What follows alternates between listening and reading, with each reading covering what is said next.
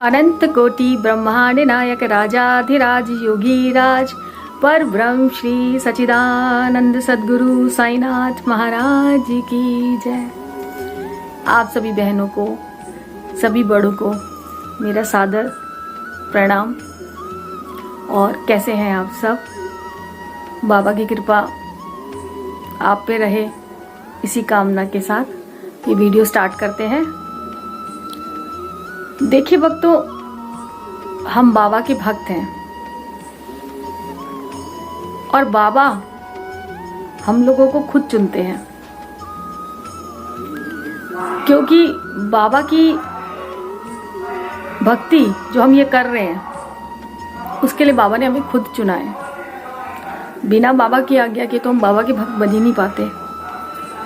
कब कैसे बाबा किसको अपनी भक्ति के लिए चुनेंगे ये कोई नहीं जानता, और इसकी तैयारी भी बाबा बहुत पहले से कर लेते हैं। और हम बहुत सौभाग्यशाली हैं जो बाबा के श्री चरणों में हमें जगह मिली है। बाबा की भक्ति हम कर पा रहे हैं, बाबा से प्यार करते हैं, इसके लिए तो हम बहुत ज्यादा लकी हैं। तो मैं आपको बात बता रही थी कि बाबा भक्तों को कैसे चुनते हैं। अपना भक्त बनाने के लिए बाबा कब कैसे कितनी टाइम पहले प्लानिंग कर लेते हैं ये कोई नहीं जानता। मैं बताना चाहूंगी कि मेरे जो ब्रदर हैं, मेरे भाई, वो साईं भक्त हैं।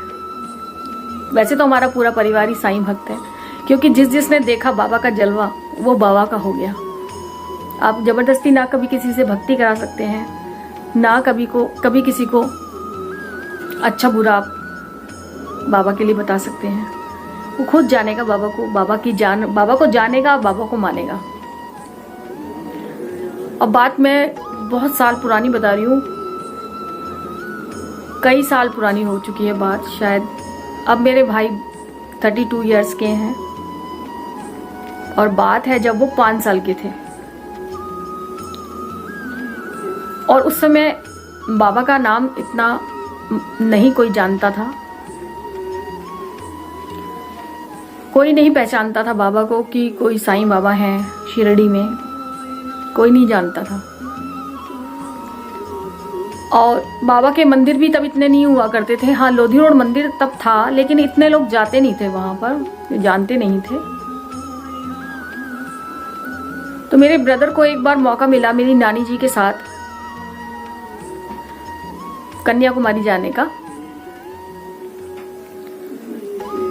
तो मेरे ब्रदर को वो अपने साथ ले गई कि चलो ठीक है, अब मैं उनको अपने साथ ले जाती हूँ, ये भी देख लेंगे कन्याकुमारी।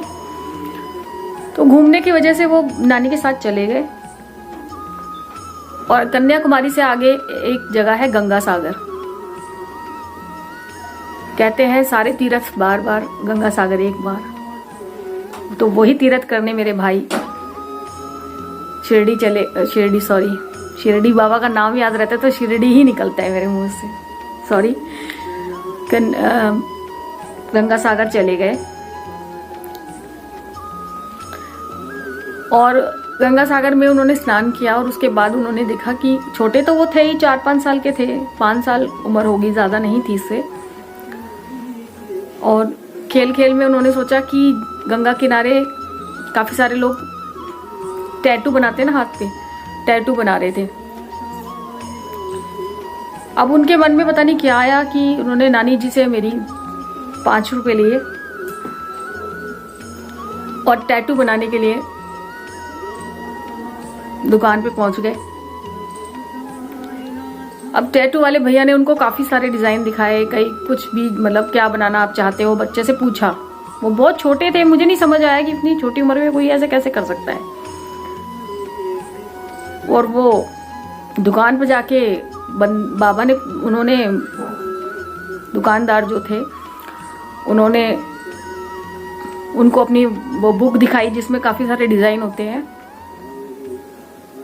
लेकिन मेरे भाई को देखो, सब कुछ छोड़कर उन्होंने उंगली रख दी साईं बाबा के नाम पर। साईं, साचा ईश, सच्चा ईश्वर। उन्होंने साईं बाबा के नाम पे उंगली रख दी। दुकानदार को क्या है, वो तो कोई भी डिजाइन आप बताओगे बना देंगे। उन्होंने उनके सीधे हाथ पर साईं लिख दिया और वो इतना छोटा, उसको दर्द भी नहीं हुआ और वो साईं लिखवा कर खुश हो गया मेरा भाई। अब हुआ यूं कि जब वो घर आए, छुट्टियां खत्म होने के बाद जब वो घर आए और मम्मी ने देखा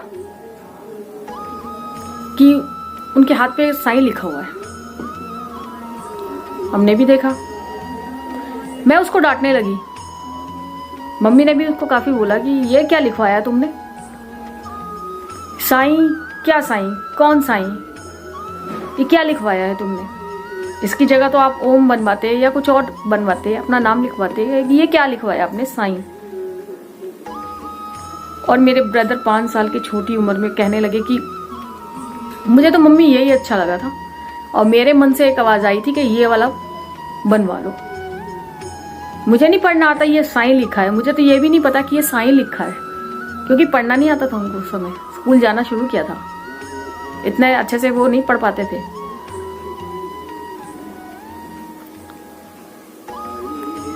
मैं हैरान हूं कि वो शब्द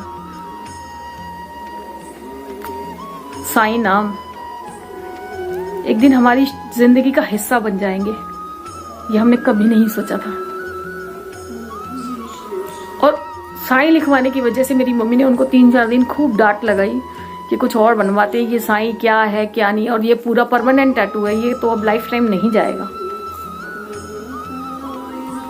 लेकिन वो इतने छोटे थे कि उनको इतना समझाना भी, उन्होंने कहा बस मेरे मन में था, मैंने बनवा लिया।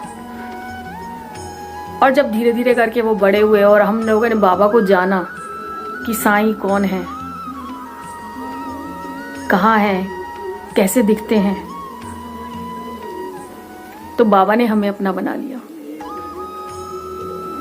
आज वो मेरे भाई पहले थे जिनको बाबा ने अपनाया। आप खुद ही सोचिए, इतने छोटे बच्चे को इतना सब कुछ था उसमें बनाने के लिए, डिजाइन थे, कुछ भी बनवा सकते थे। उन्होंने साईं ही क्यों चुना? क्योंकि बाबा ने उनको उस समय ही चुन लिया था कि ये मेरी भक्ति करेंगे, इनका पूरा परिवार मेरे साथ रहेगा। बाबा ने हम पे ऐसी कृपा की, हमें इस लायक समझा।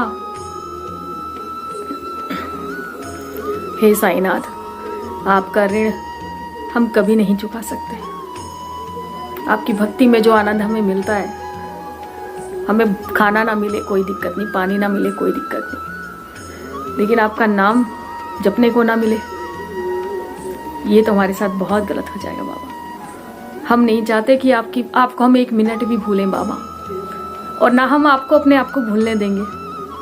हम प्यार ही आपसे इतना करेंगे बाबा। और मेरे साईनाथ की कृपा देखिए, आज वो इतनी एज हो चुकी है उनकी, बड़े हैं वो, अब शादी हो चुकी है, लेकिन बाबा से निरंतर मिलना उनका जारी है। हर वीरवार वो मंदिर जाते हैं, शिरडी भी गए हैं।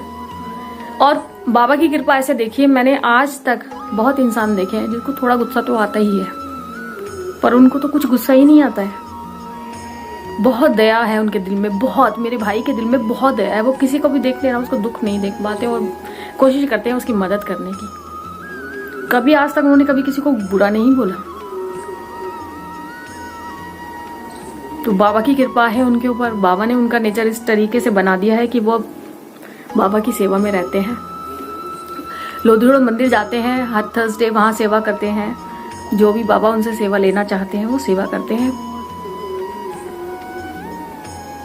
और पहले तो उन्होंने एक सिर्फ यहाँ साईं लिखवाया था, अब तो हमारे दिलों में साईं लिख चुका है।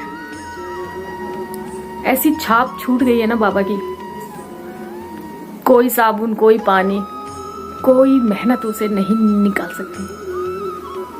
ये हमारे साईं बाबा हैं जो भक्तों को इतना प्यार करते हैं, और कब कैसे कहां चुन लेंगे इसका कोई अंदाजा नहीं है। साईं ने जीवन दिया, और जीवन इतना खुशियों से भर दिया है कि दुख आते हैं लाइफ में पर छोटे लगते हैं। मैं उनको यही बोलती हूँ कि तुम क्या बड़े हो, मेरा साईं तुमसे बड़ा है। ये मत कहो कि तुम बड़े हो, टेंशन को मत कहो कि भाई तुम बड़ी हो ना। तुमसे बड़ा हमारा साईं बैठा हुआ है जो हमें तो पढ़ने ही नहीं देगा। तुम कितना लाख कोशिश कर लो हमें फंसाने की, लेकिन हम तुम्हारी गिरफ्त में नहीं आ सकते, क्योंकि हमें अपने बाबा पे विश्वास है, हमें अपने साईं पे विश्वास है। कुछ भी मुसीबत आने से पहले बाबा संभाल लेते हैं। मैं आपसे भी यही कहूंगी साईं भक्तों कि आपको बाबा ने चुना है अपनी भक्ति के लिए। बाबा पे विश्वास रखिए। बाबा भी तो देखते हैं कि किस बच्चे को मेरे पे दृढ़ विश्वास है। बाबा भी तो परखते हैं ना, तभी वो अपनी शरण में लेते हैं।